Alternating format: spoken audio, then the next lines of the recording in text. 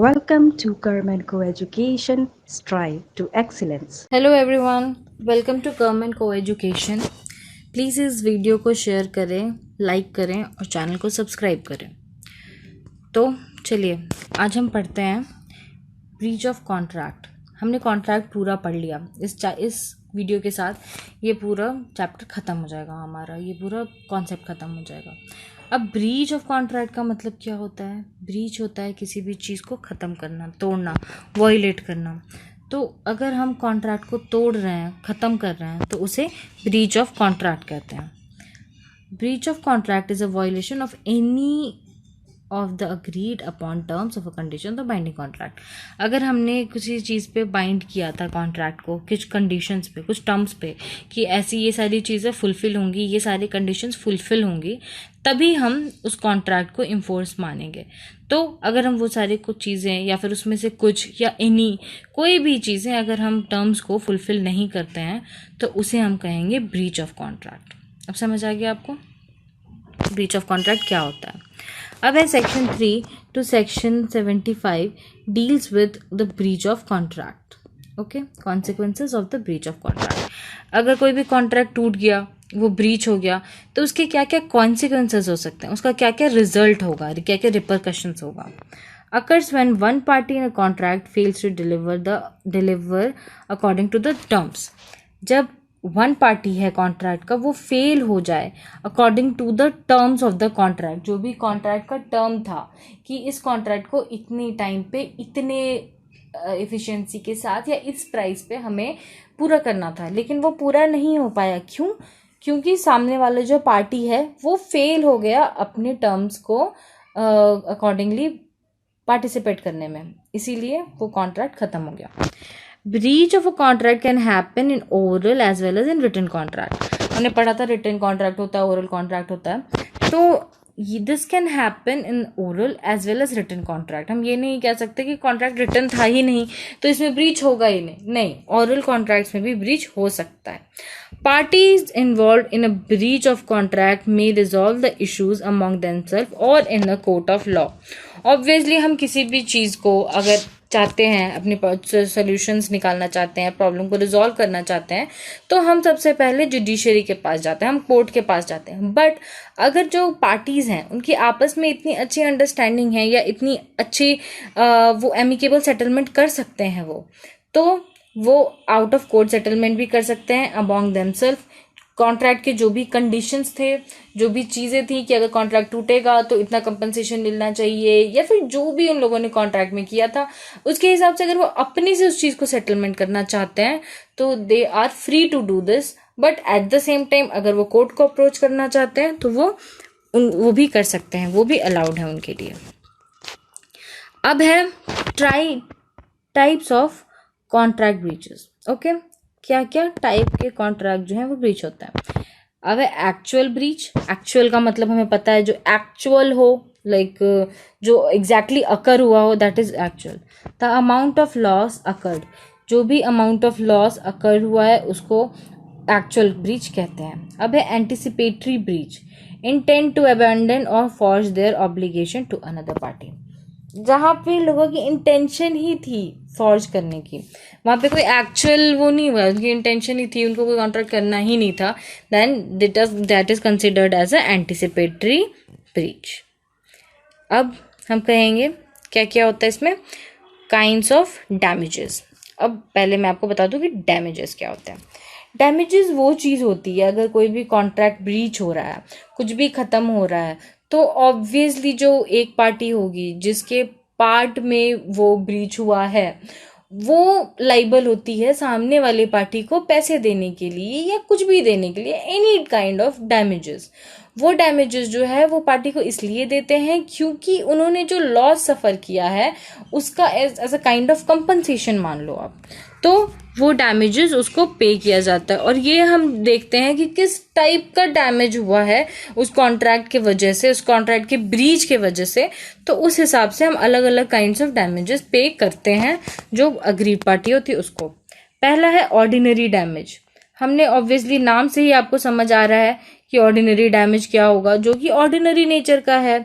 That arises in the ordinary course of event. ऐसे बहुत सारी चीज़ें हो सकती हैं कि कोई सामान टूट गया या ऐसा कुछ हो गया, तो वो ऑर्डिनरी कोर्स ऑफ कॉन्ट्रैक्ट है या ऑर्डिनरी कोर्स ऑफ इवेंट है, जो कि most arises out of natural and probable consequences of the breach of contract. Like very natural and probable है कि ये बहुत ही एक्सपेक्टेड है कि ऐसा हो सकता है, तो they are considered as a ordinary damages. अब सेकेंड है special damages arising on account of some special और unusual circumstances.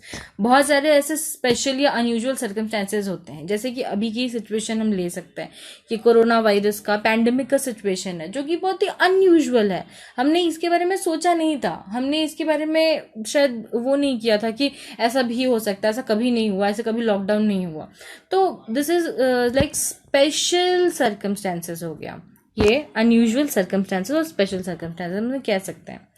Indirect loss experience the affected party out of the breach of contract. तो इस सिचुएशन में अगर कोई breach of contract हो रहा है, तो जो अफेक्टेड पार्टी है उसको वो इंटाइटल्ड होगी स्पेशल डैमेजेस के लिए। अब है थर्ड एक्सेम्पलरी डैमेजेस। ठीक है, अब इसको हम अच्छे से पढ़ना है हमें, क्योंकि these damages are awarded against the party who has committed a breach with the object of compensating the aggrieved party। उनका जो ऑब्जेक्टिव है वो कंपनसेट करना होता है अग्रीव्ड पार्टी को, कि ये जो भी है these damages are awarded as the party who has committed a breach in a contract and it is considered as a punishing them। मतलब कि हम उसको पनिशमेंट देने के लिए या फिर जो अग्रीड पार्टी है उसको कंपनसेशन देने के लिए, जो जिस पार्टी ने की वजह से कॉन्ट्रैक्ट टूटा है उसको पनिशमेंट देने के लिए, और जिस पार्टी को लॉस हुआ है उसको कंपनसेशन देने के लिए। तो इस डैमेजेस को कंसिडर करते हैं एज अ एग्जेम्पलरी डैमेजेस। अब है nominal damages awarded when there is only technical violation of the legal rights.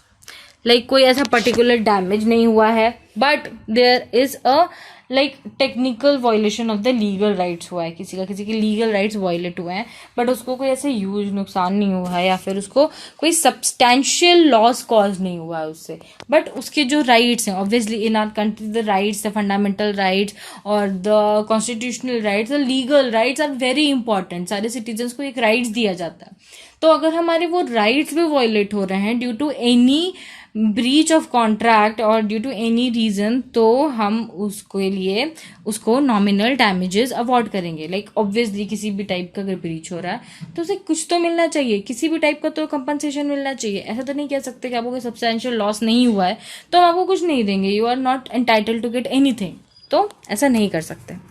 अब ये लास्ट है डैमेजेस इन कन्वीनियंस के लिए। किसी भी टाइप का इनकन्वीनियंस कॉज्ड हो रहा है किसी की वजह से कोई परेशानी हो रही है, तो उसमें हम ये काइंड्स ऑफ डैमेजेस जो है अवॉर्ड करते हैं अग्रीव्ड पार्टी को।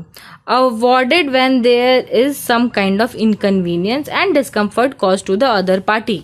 कोई भी डिस्कम्फर्ट या इनकन्वीनियंस अगर कॉज हो रहा है किसी भी पार्टी को, किसी भी अग्रीव्ड पार्टी को, तो उसको जो अदर पार्टी है जिसकी वजह से वो इनकन्वीनियंस कॉज हुआ है, उस टाइम पे जिसने ब्रीच ऑफ कॉन्ट्रैक्ट की वजह से जो इनकन्वीनियंस कॉज हुआ है वो उसे पे करेगा as a form of damages, money और व्हाटएवर। ठीक है, तो ये they are the 5 kinds of damages जो हमें याद रखने हैं। क्या था? Ordinary damage, special damage, exemplary damage, nominal damage and damages of inconvenience. इसके आप इन सारे में से ये छोटे छोटे मैंने डेफिनेशंस लिखे हैं, आप इसको फर्दर कॉन्ट्रैक्ट एक्ट में भी जाके दे सकते हैं, या फिर अगर आपको चाहिए तो मैं आपके लिए इसके लिए एक नोट भी प्रिपेयर करके इसका PDF भी आपको प्रोवाइड करवा सकती हूँ। अब हमें पढ़ना है रेमेडीज। डैमेजेस की बात तो हो गई, कॉन्ट्रैक्ट ब्रीच की बात हो गई, सारा कुछ हो गया। अब है रेमेडीज। रेमेडी का मतलब क्या होता है? किसी भी टाइप की ऐसी रेमेडी या ऐसी चीज जो कि यूज होती है उस पार्टी को कंपनसेट करने के लिए। According to the damages compensation to be given to the aggrieved party, तो the compensation the party for a loss suffered due to the another party damages occurred because of the violation of their rights। तो ऐसा कोई भी compensation जो कि एक party को loss हुआ है due to the reason of the another party, तो उसमें हम उसको रेमिडीज प्रोवाइड करते हैं। डैमेजेस क्या होता है? Damages are only in the form of money, but हम ये भी तो कह सकते हैं हमें वो नहीं चाहिए, हमें और भी चीजें चाहिए। तो there are different kinds of damages, और उस डैमेज के according there are different kinds of remedies also. So what are the remedies? चलिए हम पढ़ते हैं। अब काइंड्स ऑफ रेमेडीज क्या क्या होती हैं। पहली चीज होती है कंपनसेशन। ये तो हमने कल पढ़ लिया लास्ट वाले स्लाइड में। According to the damages compensation to be awarded to the agreed party. Agreed party को होता है ठीक है आपको ये लॉस हुआ है, इतने अमाउंट का लॉस हुआ है कॉन्ट्रैक्ट, क्योंकि हमेशा एक सिविल कॉन्ट्रैक्ट होता है, तो उसमें आपको इतने अमाउंट का लॉस हुआ है, तो आप एक काम कीजिए, आप इतना अमाउंट मुझसे ले लीजिए। तो ये एक मॉनिटरी फॉर्म में हो जाता है compensation. This is one kind of remedy. अब सेकेंड है suit for the specific performance. अब मैं कह रही हूँ कि नहीं, मुझे तो ये चाहिए ही नहीं, मुझे मनी नहीं चाहिए, मुझे कुछ नहीं चाहिए, मुझे स्पेसिफिक परफॉर्मेंस ही करवाना है उसका। या फिर जो कोर्ट है वो कहते हैं कि नहीं, आप ठीक है, आपका जो मनी वनी है ये वो ठीक है, वो भाई आप छोड़ दो, मत लो, बट जो कॉन्ट्रैक्ट आपके बीच डिसाइड हुआ था वही करवा देता है। रीजन क्या है ब्रीच का? यही तो है कि रीजन क्या है सूट का? यही है कि वो जो ब्रीच हुआ है कॉन्ट्रैक्ट, उसकी वजह से लोग कोर्ट को अप्रोच कर रहे हैं। कोर्ट कह रहा है कि ठीक है, आपको उस कॉन्ट्रैक्ट की वजह से प्रॉब्लम है, मैं आपको वही कॉन्ट्रैक्ट परफॉर्म करवा देता हूँ। तो वो कॉन्ट्रैक्ट जो है, उस कॉन्ट्रैक्ट के परफॉर्मेंस को, उस कॉन्ट्रैक्ट के एक्चुअल परफॉर्मेंस को सूट फॉर स्पेसिफिक परफॉर्मेंस कहते हैं। तो actual carrying of contract as agreed, जैसा अग्री हुआ था कॉन्ट्रैक्ट परफॉर्म करने का, वैसे ही उसका actual carrying on of contract किया जाएगा एज अग्रीड। अब तीसरा है विच इज वेरी कॉमन, जो कई बार होता है, और which is a very preventive nature of suit. ये बहुत ही जगह लोग बहुत ही प्रैक्टिस करते हैं इसको। तो this is suit for an injunction. Injunction का मतलब आपको पता भी होगा, कई लोगों को नहीं पता होगा। इंजंक्शन का मतलब होता है just to put a stay, किसी भी चीज पे एक स्टे लगा देना कि नहीं, अभी ये चीज नहीं हो रही है, तो अभी जितने भी प्रोसेसेस हैं, जितना भी कुछ है, इसके बदले में इस कॉन्ट्रैक्ट को जैसे भी परफॉर्म किया गया है या नहीं किया गया, या ब्रीच जितना भी चीज़ है, सब चीज़ को एक कंक्लूजन तक पहुंचने के लिए उस पर एक स्टे लगा दिया जाता है। उस स्टे को क्या कहते हैं? Injunction. In order of a court restraining a person from doing a particular act. अगर मान लीजिए किसी कॉन्ट्रैक्ट है, कोई हाउस खरीदने या बेचने का कॉन्ट्रैक्ट है, उसको किसी ने ब्रीच कर दिया, बट वो बहुत ही इंपॉर्टेंट था, वो होना ही था, तो सामने वाला पार्टी कह रहा है कि नहीं, ये मेरा राइट जो है ये वायलेट करेगा अगर इसने ये घर बेच दिया। तो कोर्ट कहेगा ठीक है, हम आपकी सारी चीज़ें सुनने तक, इस कोर्ट के ही लास्ट हियरिंग तक, या फिर सारे चीज़ पे कंक्लूजन पे पहुंचने तक हम एक स्टे लगाते हैं कि उसके बीच में ये उस घर को नहीं बेच सके, ताकि आपको एक सब्सटेंशियल लॉस कॉज ना हो इसके वजह से। तो वो इस पे एक स्टे लगा देगा, उस स्टे को हम कहते हैं इंजंक्शन। तो इंजंक्शन के लिए भी हम सूट फाइल कर सकते हैं कि ये कॉन्ट्रैक्ट ब्रीच हुआ था, बट मैं ये चाहता हूँ कि इसके कंक्लूजन तक पहुंचने के लिए इस चीज़ पे स्टे लगे। कोर्ट जो है वो स्टे ऑर्डर लगाता है किसी चीज़ पे, वो इंजंक्शन लगाता है।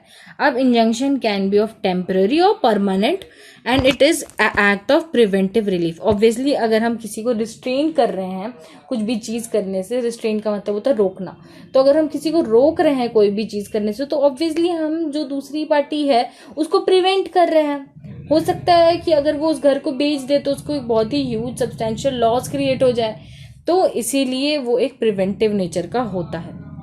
And eight the same time injunction जो है वो टेम्परेरी भी हो सकता है और परमानेंट भी हो सकता है। That depends upon the court, कि कोर्ट जो भी डिसाइड करेगा, कोर्ट अपने अकॉर्डिंग सारी चीज़ें डिटरमाइन करके, सारे मतलब आर्ग्यूमेंट सुन के, सारा कुछ करके वो ये डिसाइड करेगा कि इस पे स्टे जो है वो परमानेंट नेचर का लग सकता है या टेम्परेरी नेचर का लग सकता है। तो the suit for an injunction का मतलब यही होता है कि किसी भी चीज़ पे एक इंजंक्शन लगा देना, उसको रोक देना।